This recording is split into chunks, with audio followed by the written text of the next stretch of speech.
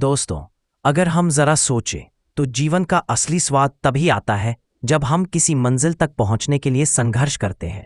अगर सब कुछ आसानी से मिल जाए तो न सफलता की कीमत समझ में आती है, न ही खुशी का असली अर्थ। संघर्ष यह सिर्फ एक शब्द नहीं बल्कि एक ऐसा अनुभव है जो इंसान को भीतर से गढ़ता है।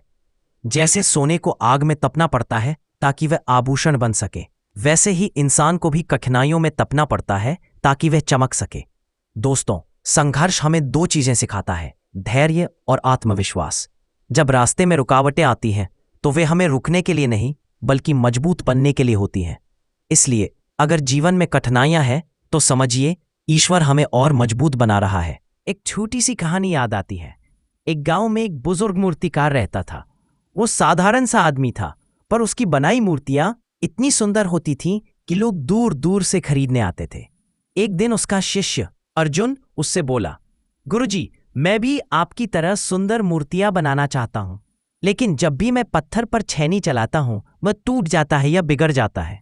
आप कैसे इतनी सटीक मूर्तियां बना लेते हैं? गुरु मुस्कुराए और बोले, अर्जुन, कल सुबह मैं तुम्हें इसका उत्तर दूंगा। अगले दिन गुरु अर्जुन को जंगल में ले गए। वहां एक बड़ा पत्थर पड़ा था। उन्होंने कहा, यह पत्थर तुम्हारे जैसा ही है, कठोर लेकिन सुंदरता छुपाए हुए। अब इस पर छेनी चलाओ। अर्जुन ने जोर से चोट की। ठक ठक ठक, पत्थर से धूल उड़ी, किनारे टूटे और उसके हाथों में छाले पड़ गए। वह थक गया और बोला, गुरुजी, अब मुझसे नहीं होगा।